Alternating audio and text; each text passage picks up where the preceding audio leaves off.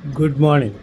Today I am going to discuss with you a case of quashment of complaint under 138 Negotiable Instrument Act. This judgment you have to read on both sides. You may be a complainant, you may be accused. If you are an accused, what to do, how to follow the judgment to get your complaint being quashed, and if you are a complainant, how to draft the complaint when you are impeding directors of the company. See, problem was that if it's a 138 negotiable between two individuals, there is no problem except legally enforceable debt, data latches are the part of complainant and so many other factors. But so far, if the companies are being made as an accused, you should be very careful and know these following words, authorities, all these things. This is case of AAR 2025, Supreme Court 1607. AAR 2025, Supreme Court 1607. KS Mehta versus Morgan Securities and Credit Private Limited. Actually, some of the directors were also being made as an accused, but the check was neither issued by them nor signed by them, and they attended the meeting is not sufficient to impose financial liability on them. So complainant, this is most important, complaint lacked specific allegation to establish a direct nexus between the accused person and the financial transaction, to demonstrate that in involvement of company's financial affairs, accused person could not be held vicariously liable under 141 of NI Act. Proceedings were quashed.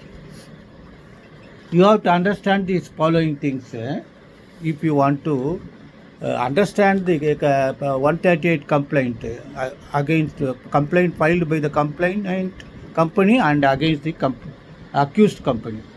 Number one, see, this is, they say, non-executive directors,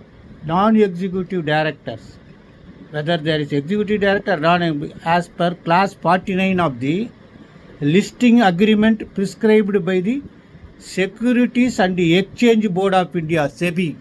Securities and Exchange Board of India, the SEBI. So under 49 of the listing agreement prescribed by them, either the director may be executive director or non-executive director. Then another term you have to understand is intercorporate deposit. Dispute was intercorporate deposit, ICD.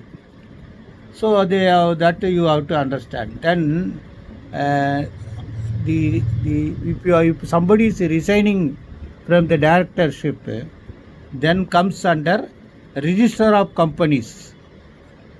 Then ROC, maintain the records and corporate governance report. CGRS. This also you have to understand this. If all you have to understand, and then some of the Supreme Court cases were discussed. So kindly go through all the provisions I have read, and particularly paragraph 3, 4, 6 and 7, which deals with the transaction between the companies, how to get over it. So you definitely would have understand that if you want to quash the complaint, follow this judgment. If you are drafting on behalf of the complainant company, be careful that the Supreme Court has said that the complaint lacked specific allegations to establish direct nexus between accused person and the financial transaction.